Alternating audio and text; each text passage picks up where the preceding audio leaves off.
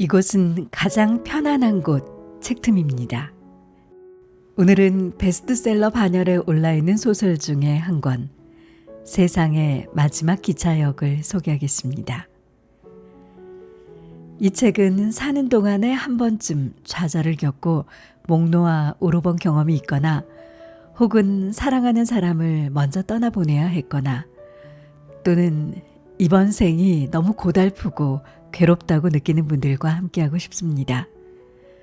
그렇다면 이 책의 제목은 왜 세상의 마지막 기차역일지 우선 책부터 만나볼까요?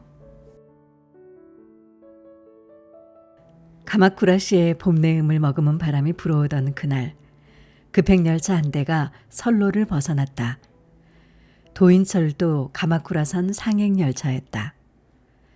맹렬한 속도로 궤도를 이탈한 열차는 가마쿠라 이키타마 신사의 도리 위를 스친 다음 산간 절벽 아래로 떨어졌다. 승객 127명 중에 68명이 사망한 대형 사고였다. 탈선 사고가 일어나고 2달쯤 지났을까. 심야에 유령열차 한 대가 가마쿠라선 선로 위를 달린다는 소문이 나돌기 시작했다. 사고 현장에서 가장 가까운 역은 니시유이 가하마역. 이 역의 승강장에 유쿄라는 유령이 나타나는데 유쿄에게 부탁하면 과거로 돌아가 사고가 난 가마쿠라선 상행열차에 탈 수 있다는 것이다. 단, 그 열차에 승차하려면 다음에 4가지 규칙을 반드시 지켜야 한다. 하나, 죽은 피해자가 승차했던 역에서만 열차를 탈 수 있다. 둘, 피해자에게 곧 죽는다는 사실을 알려서는 안 된다. 셋, 열차가 니시유이가하마역을 통과하기 전에 어딘가 다른 역에서 내려야 한다. 그렇지 않으면 당신도 사고를 당해 죽는다. 넷, 죽은 사람을 만나더라도 현실은 무엇 하나 달라지지 않는다. 아무리 애를 써도 죽은 사람은 다시 살아 돌아오지 않는다. 만일 열차가 탈선하기 전에 피해자를 하차시키려고 한다면 원래 현실로 돌아올 것이다. 죽은 사람을 만나더라도 현실은 무엇 하나 달라지지 않는다. 아무리 애를 써도 죽은 사람은 다시 살아 돌아오지 않는다. 그러나 사람들은 이 4가지 규칙을 듣고도 다들 사고로 떠난 사람을 만나러 갔다. 약혼자를 가슴에 묻은 여자, 아버지를 떠나보낸 아들, 짝사랑하는 여학생을 잃은 한 소년, 그리고 이 사고의 피의자로 지목된 기관사의 아내. 사람은 누구나 사랑하는 사람을 잃고 나서야 깨닫는다. 자신이 다시는 돌아갈 수 없는 아름다운 나날을 보내고 있음을. 만일 불의의 사고로 세상을 떠나게 된 사랑하는 사람을 다시 한번 만날 수 있다면 당신은 그에게 무슨 말을 전하겠는가? 이 전화는 절대로 받고 싶지 않다. 전화가 끊길 때까지 버티고 있었더니 음성사섬으로 넘어갔다. 여보세요? 유이치냐? 아버지다. 마당의 잡초가 무성해서 그런데 잡초 뽑는 것 좀 거들어줄 수 있겠냐? 유가와라에는 언제 올 생각이냐? 연락 기다리마. 속 편하게 이런 소리나 하는 걸 듣고 있자니 한숨이 새어나왔다. 아무리 환갑이 지났어도 그렇지 마당 손질쯤이야 혼자서도 할 수 있는 거 아닌가. 나는 대학에 입학하고 나서 도쿄에 집을 구해 혼자 살고 있다. 유가와라에 사는 부모님과는 누나 결혼식 때 얼굴을 보고 1년 넘게 만나지 않았다. 매달 본가에서 내가 사는 집으로 보내주는 쌀이 현재 우리의 유일한 접점이다. 내가 먼저 연락하는 일은 없다.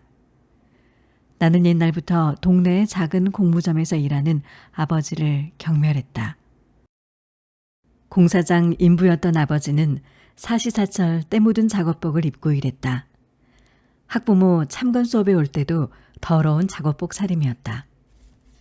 내가 고등학생이었을 때는 학교 근처 하수구를 청소하거나 수리를 하려고 학교 교정을 직접 찾아오기도 했다.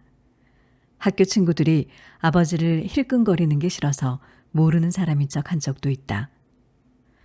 그런 모습을 보고 자라서인지 나는 절대로 아버지처럼은 되고 싶지 않았다.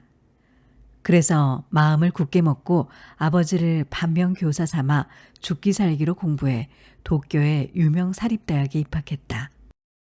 그뿐만 아니라 간절히 바라던 꿈을 이뤄 평균 연봉이 1,200만 원이나 되는 종합상사에도 무사히 취직했다. 하지만 지금은 요 모양 요 꼴이다. 학생 때와는 180도 달라진 처지에 날마다 내가 얼마나 무능한지 절실히 깨닫고 있다. 사무실 안에 울려 퍼지는 시끄러운 전화벨 소리가 귀를 때렸다. 심장은 벌렁거리고 긴장한 몸은 돌처럼 굳었다. 나는 사무실 전화를 받는 게 끔찍하게 싫었다. 누가 받아주기를 내심 바랐지만 다들 업무에 쫓기고 있었다. 자리가 제일 가깝다는 이유만으로 내가 전화를 받아야 했다. 네, 야마노 상사 식품자재부 사카모토입니다. Hello, this is John Clemens from World Food Corporation. 유창한 영어 발음을 들으며 나는 점점 쪼그라졌다. 종합상사인 만큼 해외 거래처가 많아 외국인에게 수시로 전화가 걸려온다. 신입사원 연수 때 영어로 전화 받는 연습을 여러 번 반복했지만 아직도 적응이 되지 않는다. 당황한 나머지 상대방의 이름을 놓쳤다. 전화한 상대가 한 번 더 자기 이름을 읊어주긴 했지만 목소리에 가시가 돋쳐 있었다. 식은땀을 닦으며 나사가 몇 개 빠진 사람처럼 횡설수설하고 말았다. 내 말이 끝나기도 전에 뒤쪽에서 회의 중이던 동기 다가노가 수화기를 채갔다. 나와 급이 다르다는 사실을 자랑하고 싶은지 원어민 수준의 영어 실력을 뽐냈다. 다가노는 영문과 출신이라서 영어를 잘한다. 자리에 앉아 키보드를 두드리던 동기 녀석들이 키득거렸다. 사무실 구석에서 커피를 마시던 상사 하타케야마가 경멸하는 눈초리로 나를 지켜보았다. 최악이었다. 입사 초기부터 나는 하타케야마에게 찍혔다. 우리 회사 신입사원은 입사해서 골든위크가 끝날 때까지 철저하게 연수를 받는다. 하타케야마가 신입사원 교육 사내 강사를 맡았는데 그가 농담을 내뱉을 때마다 100명이 넘는 신입사원이 일제히 배꼽을 잡고 박장대소했다. 환심을 사려고 억지로 웃어대는 꼴이 무슨 사이비 종교 모임 같아 가짜나서 나는 맨 앞자리에 앉아 눈썹 하나 까딱하지 않았다. 하타케야마는 그런 내가 눈에 가시였을 것이다. 그래서인지 연수 기간에 내게 어려운 질문을 던져 망신을 톡톡히 주고는 했다. 거기다가 연수를 마치고 배속된 곳이 하필이면 하타케야마와 같은 식품자재부였다. 하타케야마는 이 부서의 1등 영업사원이었고 재수없게도 그가 내 사수가 되었다. 하타케야마가 우스갯소리를 툭툭 던질 때마다 그동안의 실점을 만회하고자 억지로 입가를 끌어올려 웃었지만 엎질러진 물을 주워 담기엔 너무 늦었다. 처세술이 끝내주는 다가노는 귀여워하고 나는 대놓고 홀대했다. 아무도 없는 비상계단에서 하타케야마가 입에 거품을 물고 고래고래 소리를 질렀다. 여기 서류에 영업비밀이라고 적힌 거 안 보여? 도대체 무슨 생각으로 집에 들고 가냐고. 취업규칙 몰라? 마침 너 내 눈에 띄었으니 망정이지 안 그랬으면 징계 처분받고도 남았어. 나는 그 말에 얼굴이 새파랗게 질렸다. 매미 울음소리가 가득한 층계참에서 허리를 반으로 접은 채 하타케야마의 화가 가라앉기를 기다렸다. 어젯밤 사무실에서 혼자 야근을 하는데 하타케야마의 휴지통에 들어있던 서류가 내 시선을 끌었다. 서류 다발을 주워 훑어보자 효과적인 판매 방법과 마케팅 노하우 등 영업 관련 정보가 자세히 기재되어 있었다. 나는 초조했다. 같은 부서 동기는 선배의 업무를 이어받아 혼자서 단골 거래처를 돌고 있었다. 뒤처진 상황을 조금이라도 따라잡고자 영업 관련 지식을 쌓으려던 게 화근이었다. 정말 죄송합니다. 제가 거래처 방문할 때를 대비해 집에서 미리 공부하려던 게 그만. 거래처 외근 나가려면 넌 아직 한참 멀었어. 그 말을 듣자 온몸의 힘이 쭉 빠져나갔다.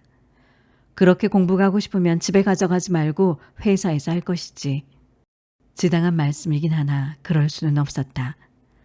회사에서는 계속 사람들에게 감시당하는 것 같아 제대로 집중이 되지 않았다. 전화 받는 것도 마찬가지다. 점점 위축이 돼 목소리가 떨렸다. 입사하고 넉 달 동안 혼난 기억밖에 없다. 일을 잘했다고 칭찬해주는 사람은 없었다. 잘하는 게 당연한 세계니까. 핸들을 거머쥔 채 사고 내고 편하게 죽어버릴까. 눈을 감고 10초쯤 핸들을 놔버릴까. 반쯤은 진심으로 그런 생각을 하던 차에 조수석에 던져놨던 스마트폰이 울렸다. 화면에 아버지 이름이 떴다. 끈질기게 울리는 벨 소리를 계속 무시했더니 음성 사서음으로 넘어갔다. 아버지다.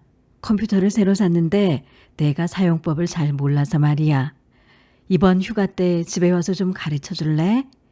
연락 기다리마. 그딴 건 직접 알아봐요. 이 말이 순간 입 밖으로 튀어나왔다.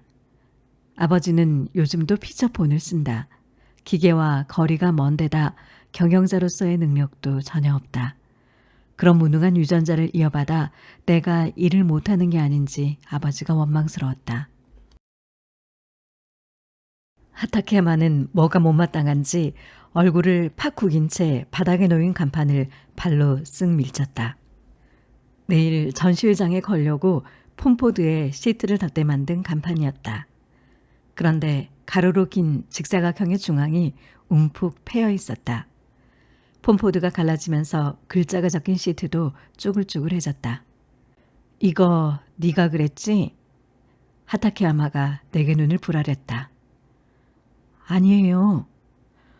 얼굴 앞에서 손을 휘휘 저었지만 하타케야마는 나를 계속 몰아붙였다. 이런 짓을 할 놈이 너밖에 더 있어? 그때 하타케야마의 오른쪽 바지 끝에 붙은 스티로폼 알갱이가 내 시선을 붙잡았다. 나는 그냥 지나치지 않았다.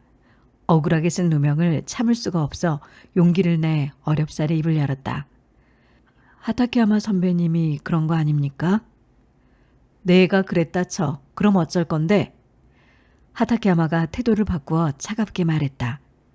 기가 막혀 입을 다물었더니 그의 인매에 묘한 웃음기가 걸렸다. 너 저번에 집에 대회비 문서 가져갔었지? 그건 중죄야. 물론 내가 너를 맡은 사수니까 나한테도 책임이 있겠지만 아무리 신입사원이라도 뭘 몰라도 그렇지. 하는 일마다 실수투성인 것도 모자라 대회비 문서까지 밖으로 빼돌렸다고 하면 회사도 더는 너를 봐주지 않을걸? 끝까지 듣지 않아도 이 사람이 무슨 말을 하려는지 이해했다. 이 간판은 내가 부쉈다고 하라는 거였다. 자기가 이겼다는 양 큰소리치는 그의 얼굴이 그렇게 말하고 있었다. 분하다 못해 참담했다. 이런 인간이 내 사수라는 사실이. 영업실적 톱이라는 이유로 이런 인간을 내버려두는 회사가 참담했다. 쓰레기 같네요, 당신. 한마디 툭 뱉어주고 옆에 있던 카탈로그 스탠드에 주먹을 날렸다. 등 뒤에서 악다구니 소리가 들려왔지만 무시하고 회사를 빠져나왔다. 대학 생활을 만끽하던 시절에는 녹초가 된 직장인을 보면 타성에 젖어 살아가는 별 볼 일 없는 인간이라고 생각했다. 하지만 지금은 다르다. 직장인은 대단하다. 불합리한 처우를 정신력으로 견뎌내는 그들은 괴물이다. 차창에 비친 내 모습을 바라보았다. 무능한 주제에 넥타이만 그럴싸하게 맨 꼴을 보니 헛웃음이 났다. 허허벌판에 혼자 서 있는 듯한 고독감이 가슴을 꽉 움켜쥐었다. 칠흑 같은 어둠에 쌓인 창밖 풍경이 으스스하기까지 했다. 이대로 사회생활을 계속할 자신이 없었다. 술기운도 한몫 거들었는지 미래에 대한 막연한 불안감 때문에 확 죽고 싶어졌다. 이튿날 아침 나는 회사에 가지 않았다. 다음 날도 그 다음 날도 또 그 다음 날도. 나는 회사를 그만두었다. 인수인계도 없이 호련히 사라지듯. 근속기간은 고작 5개월. 꿈에 그리던 상사면 생활은 이렇게 막을 내렸다. 새해가 밝자마자 서둘러 도심에서 떨어진 외곽으로 이사했다. 종합상사에서 근무하던 시절 맨션 월세는 회사가 부담했다. 하지만 이제 무직자인 내가 감당할 수 없는 금액인지라 3평도 안 되는 연립주택으로 집을 옮겼다. 부모님께 이사한 걸 알리고 싶지 않아 보증인이 필요 없는 집을 골랐다. 우체국의 주거 이전 서비스를 이용해 본가에서 보내주는 쌀은 새 집에서도 계속 받을 수 있었다. 고맙게도 지난 가을부터는 집에서 쌀뿐만 아니라 몇 가지의 식료품도 같이 보내주었다. 부모님이 보내준 먹거리와 상사에서 다닐 때 모아둔 쥐꼬리만한 저금으로 근근히 먹고 살았다. 1월 중순부터 집 근처 편의점에서 아르바이트를 시작했다. 그런데 일주일도 버티지 못했다. 아르바이트쯤은 식은 죽 먹기인 줄 알았는데 사람을 상대하는 것 자체가 너무 두려웠다. 손님이 잔소리라도 할라치면 나라는 인간을 송두리째 부정당한 기분이 들어 포스기를 두드리던 손이 바르르 떨렸다. 집에 있어도 불안하기는 매한가지였다. 스마트폰이 울리기만 해도 옛 회사에서 걸려온 전화일까봐 몸이 뻣뻣해졌다. 외출할 때도 옛날의 업무 때문에 한 번이라도 들렀던 장소나 도로는 겁이나 지나가지 못한다. 기분 전환 삼아 시내에 나갈 때도 회사 근처는 한 발짝도 들이지 않았다. 누군가에게 속마음을 털어놓고 싶어 핸드폰의 전화번호부를 훑어본 적이 있다. 하지만 아무도 만나고 싶지 않았다. 사람을 만나면 기분이 더 처질 게 불보듯 뻔했기 때문이다. 지금의 나와 비교하자 전화번호부 속 모든 사람이 잘나 보였다. 나와 마음이 통할 듯 싶은 사람을 찾지 못해 결국 집에 틀어박혀 지냈다. 애도강 하천부지에서 미지근한 돌풍이 불어왔다. 입고 있던 얇은 점퍼를 벗어 옆구리에 끼우고 손에 든 통장을 뚫어지게 쳐다보았다. 집 근처 대형 쇼핑몰에 설치된 ATM 기계로 통장의 잔액을 확인하는 일이 일과의 하나였다. 1월 말에 간토 노동기준청 이름으로 20만 엔이 들어왔다. 사실 1년 이내에 퇴사한 신규 채용자는 실업급여를 받을 수 없다. 잘못 입금된 걸 알면서도 재차 입금되기를 기대했다. 하지만 세상은 그리 호락호락하지 않았다. 기적은 다시 일어나지 않았다. 통장 잔고가 바닥나기 직전이었다. 싸구려 도시락이나 사서 돌아가려고 쇼핑몰 안으로 들어갔다. 토요일 저녁이라 가족 쇼핑객들로 복잡거렸다. 입구 앞 슈퍼에서는 식품을 할인 중이었는데 커다란 스테인리스 외건에 반값 스티커가 붙은 빵이 수북하게 쌓여 있었다. 어제 점심때부터 쫄쫄 굶었다. 몰려든 사람들을 밀치며 안으로 들어가 빵을 고르느라 혈안이 되었다. 내 옆에 있던 노인과 거의 동시에 두툼한 돈가스 샌드위치를 집었지만 내가 힘으로 빼앗았다. 그걸 집을 때만큼은 수치심이고 자존심이고 없었다. 통로를 사이에 둔 슈퍼 옆에서 나는 찌그러진 돈가스 샌드위치를 손에 쥐고 있었다. 연금으로 살아가는 노인에게서 빼앗은 하나에 90엔에 파는 돈가스 샌드위치. 깊이를 가늠할 수 없는 절망감이 가슴을 파고들었다. 고개를 숙인 채 그 자리에 서서 꼼짝도 할 수 없었다. 그때 갑자기 청바지 뒷주머니에 들어있던 스마트폰이 울렸다. 벨소리를 들으면 심장이 벌렁거려 평소에도 진동으로 해뒀다. 주머니 안에서 전해지는 떨림이 좀처럼 잦아들지 않았다. 하는 수 없이 꺼내보니 화면에 어머니의 이름이 떠 있었다. 이제 될 대로 되라 싶었다. 문득 뻔뻔함에 가까운 감정이 치솟아 오랜만에 전화를 받았다. 스마트폰 너머에서 어머니의 울음소리가 새어나왔다.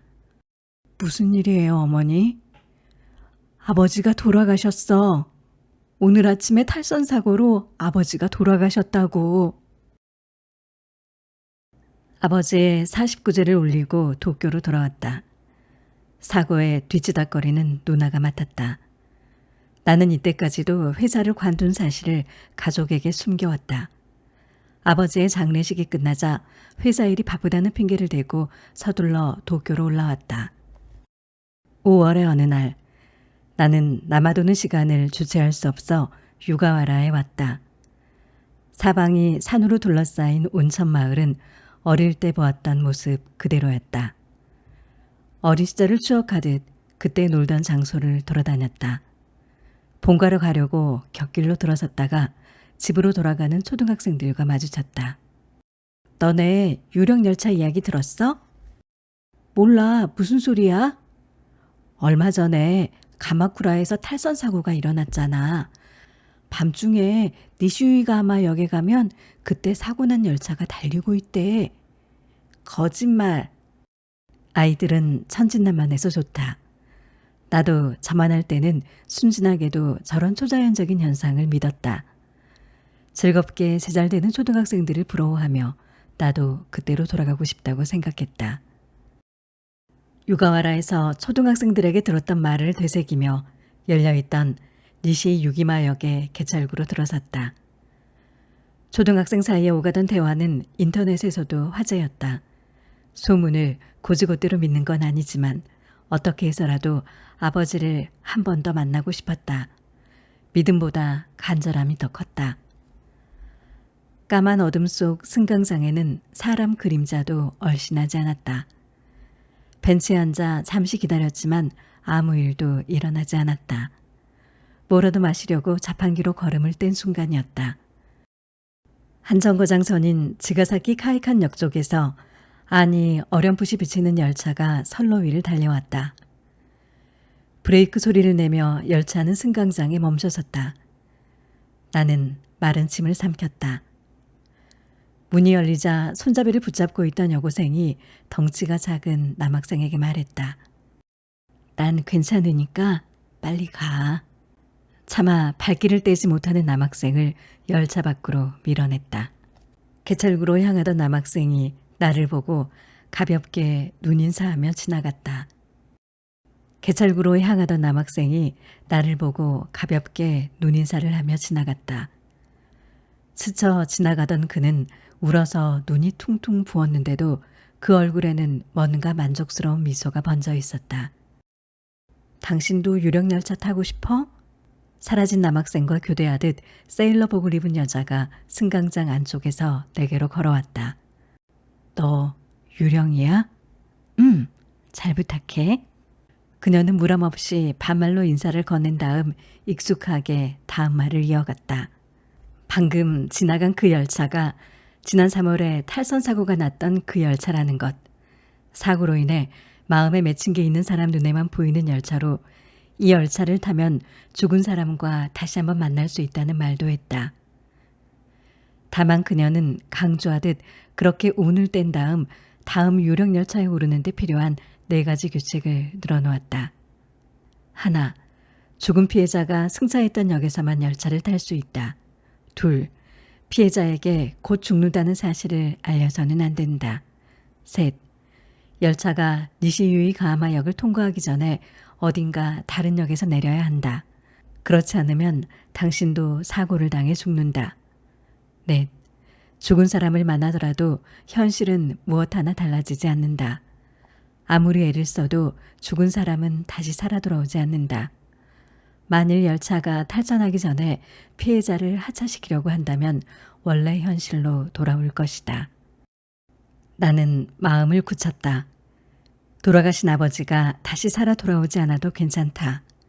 현실이 전혀 달라지지 않아도 상관없다. 나는 한 번만 더 아버지를 만나고 싶다. 숨죽인 니시유 가와라 역은 짙은 어둠에 갇혀 있었다. 후드티 주머니에서 스마트폰을 꺼내 시간을 들여다봤다. 그때 돌연 승강장 일대에 빛이 쏟아지기 시작했다. 한밤중을 표시하던 스마트폰 화면이 느닷없이 오전 10시 23분으로 바뀌었다. 그러나 갑자기 찾아온 아침 풍경에 넋을 놓고 있을 겨를이 없었다. 맨 안쪽 벤치에 아버지가 앉아 있었기 때문이다.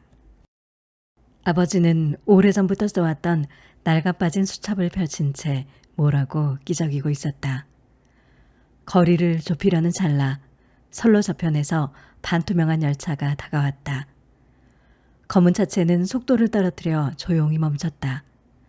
아버지가 첫 번째 칸에 타는 것을 보고 나도 뒤따라 같은 문으로 올라탔다. 시발역이어서 열차 안이 텅텅 비었다. 열차가 시동을 걸고 출발하려는 순간 아버지는 4인용 좌석에 자리를 잡았다.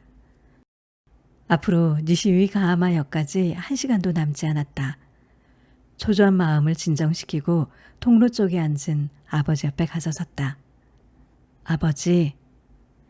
긴장해서 목소리가 떨리는 나를 아버지가 흘낏 겼는지를 했다. 그러더니 들고 있던 수첩을 낡은 보스턴백에 넣으며 유이치 하고 웃었다. 아버지, 웬일로 양복을 입었어요? 선체로 묻자 아버지는 볼 일이 있어서 라고 대답했다. 나는 너야말로 무슨 일이냐고 물을까봐 나도 볼 일이 있어요 라고 얼른 덧붙였다. 아버지는 웃으며 표정을 풀고 거기 앉으라는 말 대신 맞은편 자리를 손으로 탁탁 섰다. 안 그래도 말랐던 아버지의 몸은 전보다 더 홀쭉해져 보였다. 그래도 기술자답게 팔은 여전히 굵고 억셌다. 팔 근육이 양복 위로도 여실히 드러났다. 오랜만이구나. 면목 없어서 아버지와 눈을 맞추는데 용기가 필요했다. 아버지를 만난 건 2년 전 누나 결혼식이 마지막이었다. 그때는 구직 활동을 시작하기 직전이라 마음에 여유가 없어서 아버지와 말을 거의 섞지 않았다. 그러니 따지고 보면 그 전에 1월을 끝으로 아버지와 나 사이에 제대로 된 대화를 주고받은 적이 없었다. 서먹해 무슨 말부터 꺼내야 할지 몰랐다. 아버지도 똑같이 말이 없었다. 그저 감개무량한 얼굴로 나를 지그시 쳐다보기만 할 뿐이었다. 매달 쌀 보내줘서 고마워요. 머리를 숙여 아버지에게 인사하자 별말을. 짧은 대답이 돌아왔다. 그 쌀이 정말 도움이 됐어요. 밥은 잘 챙겨 먹고 다니냐? 그럼요. 그래. 그럼 다행이다. 대화가 영 어색했다. 아버지는 원래 말수가 적은 남자였다. 서로 눈치 보는 사이에 침묵이 드리웠다. 에노우라 역을 지날 즈음 아버지가 불쑥 내게 질문을 던졌다. 야구는 지금도 한신 팬이냐? 당연하죠. 한신 말고 어느 구단을 좋아하겠어요. 심드렁하게 대꾸하자 아버지가 기쁘다는 듯이 눈을 가늘게 떴다. 우리는 둘 다 한신 타이거즈의 열혈 팬이다. 대화를 나누는 내내 나는 묘한 위화감이 들었다. 아버지는 회사 일에 대해 한마디도 묻지 않았다. 보통은 일은 할 만하냐? 이렇게 물을 법도 한데 내가 사회생활을 하고 나서 처음 만나는 데다 부모로서 자식이 일은 잘하고 있는지 신경 쓰이는 게 당연할 터였다. 대화가 끊기고 다시 긴 침묵이 자리를 메웠다. 화제를 바꾸기 좋은 이 순간에도 내일은 비가 올 것 같네 라며 날씨 얘기로 말머리를 돌릴 뿐 아버지는 끝끝내 내게 일에 대해서 묻지 않았다. 아버지의 그런 부자연스러운 태도에 나는 문득 의문이 생겼다. 아버지가 내가 회사를 그만둔 걸 눈치챈 게 아닐까. 그나저나 젊은 사람들은 참 좋겠어. 실패해도 다시 일어설 수 있으니까. 대뜸 아버지의 입에서 대화와 상관없는 말이 흘러나왔다. 뜬금없는 그 말을 듣고 나니 확신이 섰다.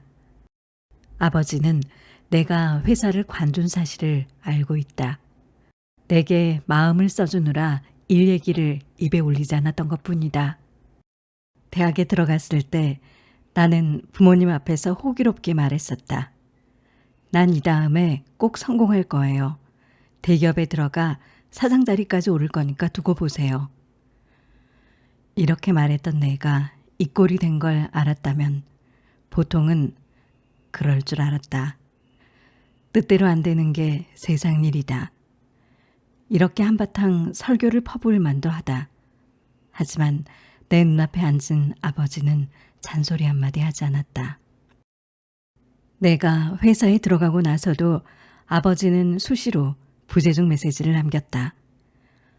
마당 손질을 도와달라. 컴퓨터를 새로 샀으니까 사용법을 알려달라.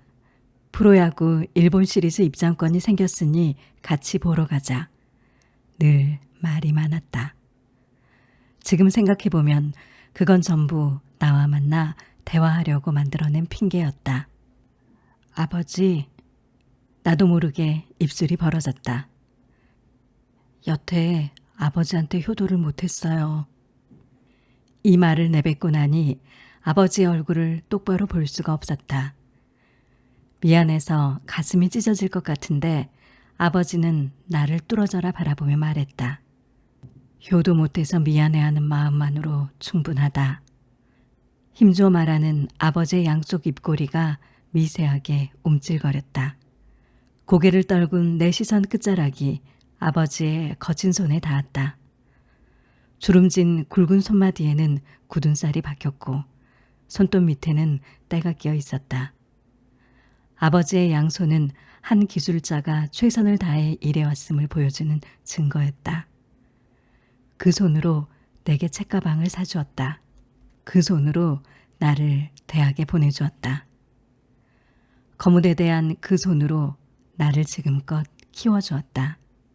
아버지, 나 말이에요. 눈에 맺힌 눈물을 손으로 쓱 닦고는 아버지 얼굴을 정면에서 빤히 쳐다보았다. 나 옛날부터 마음속으로 아버지 직업을 부끄럽게 여겼어요. 맨날 더러운 작업복만 입고 있으니까 하찮아 보였어요. 그런데 실제로 내가 사회생활을 해보니까 일이 얼마나 힘든지 알겠더라고요. 아버지, 정말 죄송해요. 내가 잘못했어요. 목구멍에 걸린 눈물을 삼키며 나는 계속 아버지에게 사과했다. 내 생각이 틀렸어요. 죄송해요. 정말 잘못했어요. 죄송해요. 아버지, 정말 죄송해요. 나는 울먹이면서 연신 고개를 숙였다. 눈에서 눈물방울이 떨어져 뺨을 타고 흘러내렸다. 그런 나를 아버지는 지그시 바라보았다. 아버지는 내게 화를 내지도 그렇다고 위로의 말을 건네지도 않았다. 가슴 앞에서 단단하게 팔짱을 끼고 희미하게 물기가 밴 눈으로 물끄러미 바라보기만 할 뿐이었다. 그런데 내가 난 아무짝에도 쓸모없는 놈이에요라고 내뱉자마자 바보 같은 소리 집어치워. 이런 날선 목소리가 날아왔다. 효도 못해서 미안하다고 사과할 줄 아는 사람이 왜 쓸모가 없어. 다시는 그런 멍청한 소리 하지 마라. 주위에 다른 승객이 있든 없든 아랑곳 없이 아버지는 목소리를 낮추지 않았다. 착실히 공부해서 대학까지 들어간 아들인데 뭐가 못났다는 거냐. 효도 못해서 미안해할 줄 아는 착한 사람이 왜 형편없단 거냐. 다시는 그런 소리 하지 마라. 아버지가 나를 호되게 야단친 건 이번이 처음이다. 사회생활을 시작하고 나서 나는 남이 내게 내뱉은 부정적인 말에 자꾸만 움츠러들었다. 그렇지만 아버지는 달랐다.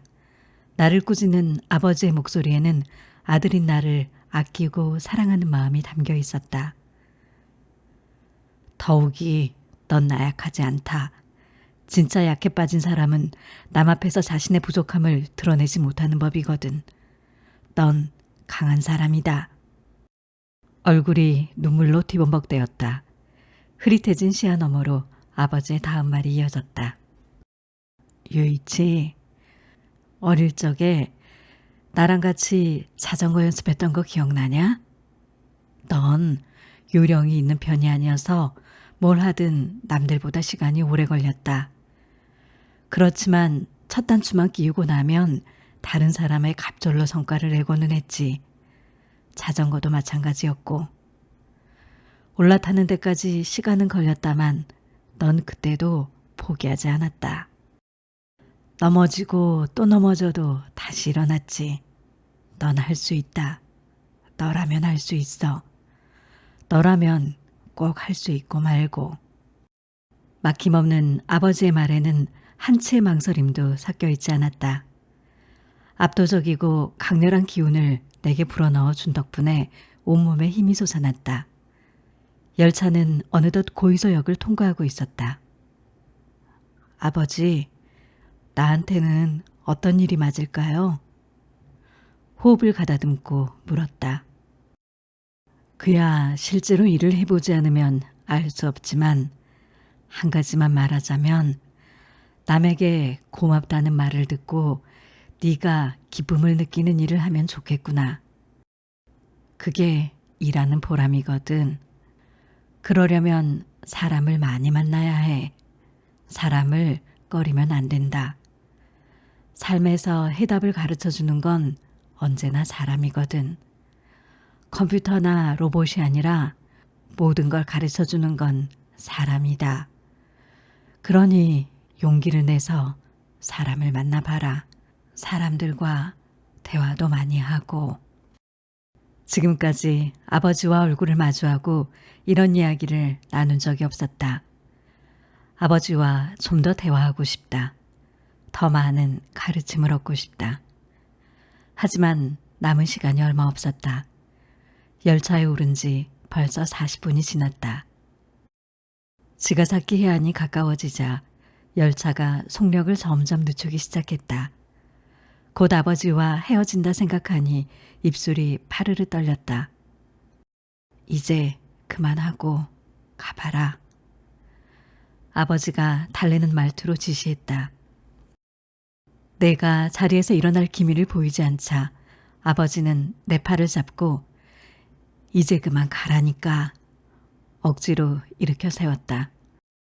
나는 문 앞에 서서 차마 아버지 쪽으로 뒤돌아보지 못했다. 아버지의 얼굴을 한 번 더 봤다가는 도저히 내릴 수가 없을 것 같아서였다. 열차 속도가 급격히 떨어졌다. 요란스레 덜커덕거리던 소리가 잠잠해지더니 문이 힘차게 열렸다. 밖으로 발을 내디디려는 찰나 유이치 하고 부르는 음성이 내 귀에 날아들었다. 고개를 돌릴지 말지 망설이다가 천천히 아버지 쪽을 돌아보았다. 다 컸구나. 팔짱을 낀 아버지가 만족스러운 표정으로 실눈을 짓는다. 나는 열차에서 내렸다. 이 책에는 연인에게와 아버지에게 그리고 당신에게와 남편에게 이렇게 4가지 에피소드가 있습니다. 이 책의 등장인물 중에는 가난해서 도시락도 제대로 준비해오지 못하고 학교 아이들이 다 같이 식당에서 밥을 사 먹을 때도 맛있고 비싼 것 대신에 가장 싼 것만 골라 먹는 아이 곁에 그 친구가 창피하거나 놀림을 당하지 않도록 같이 싼 음식을 시켜 먹으면서 가림막이 되어주는 친구가 나오고요. 또 아버지처럼 되지 않고 자신은 반드시 성공하리라고 장담했지만 첫 사회생활부터 사람들에게 치이고 의기소침해지고 자신감을 잃어버린 누군가의 아들이 나옵니다.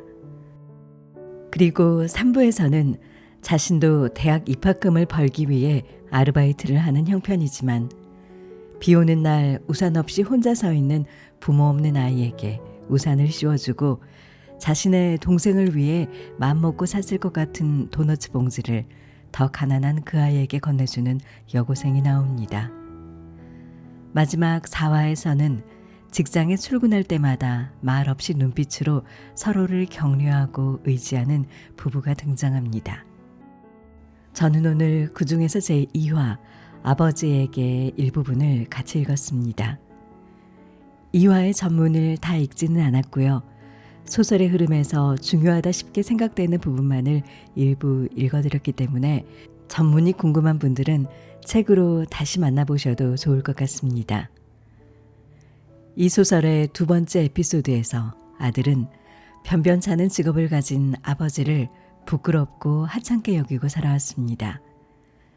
그러다가 직장인이 되고 첫 직장에서 좌절을 겪으면서 먹고 살기의 고달픔을 알게 됩니다.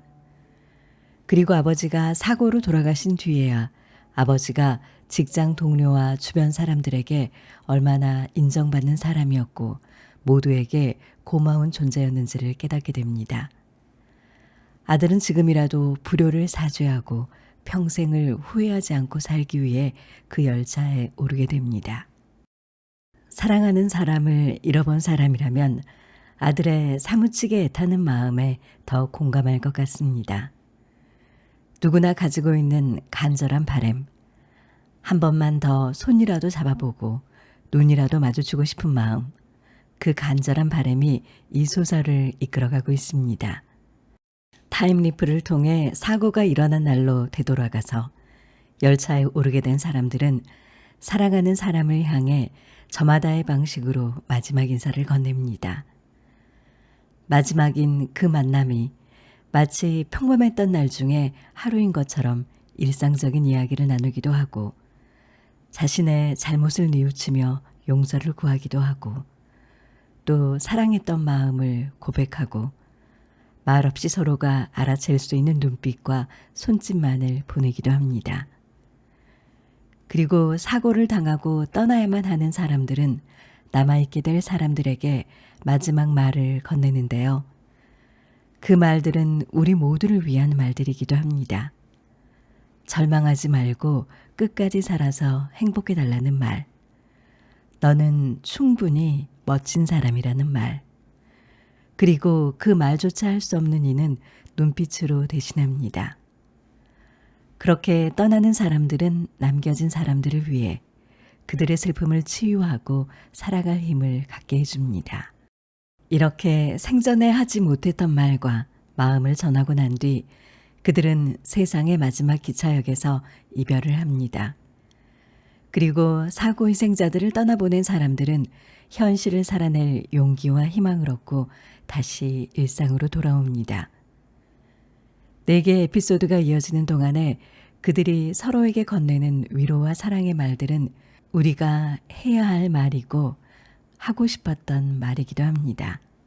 사고를 당한 사람도, 사고로 사랑하는 사람을 잃은 사람도 결국 전하고 싶었던 건 사랑이었습니다. 이 소설은 2022년에 출간됐는데요. 특히 SNS를 통해 많이 알려지면서 베스트셀러 반열에 올랐습니다. 눈물샘을 자극하는 소설을 꺼려하는 분들은 수시로 울컥해지는 이 소설이 조금 불편하실 수도 있습니다.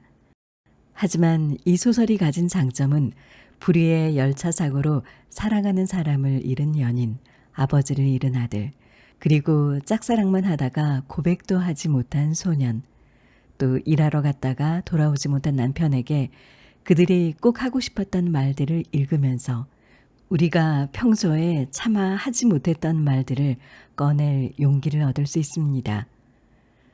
그들이 꼭 하고 싶었던 말은 사실 지금 당장 내가 곁에 있는 사람들에게 하거나 했어야 할 말이기도 합니다. 내가 안 하고 있는 말, 꼭 해야 할 말들을 이 소설의 주인공들이 알려줍니다. 한마디로 이 책은 지금 내 곁에 있는 사랑하는 사람들의 소중함을 일깨워주는 책입니다. 우리 곁에 영원히 있는 사람은 없다는 걸 인정할 수밖에 없는데요.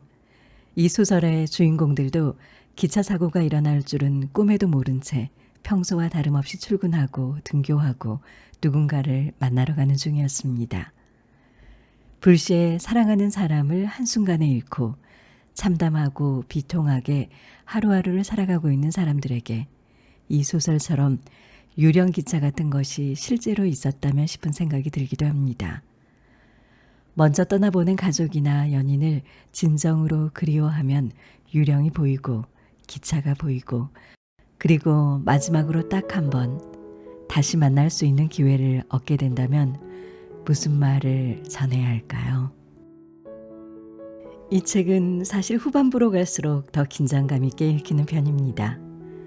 문학적으로 탁월하다고 할 수는 없지만 소설 후반부의 반전은 울림을 주기에 충분합니다. 소설을 끝까지 다 읽은 다음 그 반전을 알고 난 뒤 다시 앞부분의 마지막 대화로 돌아와 그 대화들을 찬찬히 읽다 보면 처음 읽었을 때와 또 다른 느낌이 들기도 합니다. 다만 소설을 읽다가 유난히 복선을 잘 찾아내시거나 흐름을 미리 잡아내는 예민한 촉을 가진 분들은 그들이 마지막 대화를 나누는 동안에 이미 반전을 살짝 짐작하실 수도 있을 것 같습니다. 아직 읽지 않은 분들을 위해 이 반전을 지켜주는 건 예의인 것 같습니다. 이 책은 판타지적인 요소가 있는 소설인 만큼 문장이 간결하고 번역도 깔끔하게 된 편입니다. 속도감 있게 읽다 보면 하루 정도면 충분히 다 읽을 수 있는 소설인데요. 사실 이 소설이 읽히는 속도는 굉장히 빠른 편인데요. 다만 중간중간에 눈물 버튼이 자주 터지는 분이라면 몇 번씩 브레이크가 걸리게 되고 그래서 한 2, 3일 정도는 걸릴 수도 있을 것 같습니다. 오늘은 세상의 마지막 기차역과 함께했습니다. 다음에도 더 흥미로운 책으로 돌아오겠습니다. 오늘도 소중한 시간 책틈과 함께 해주셔서 감사합니다.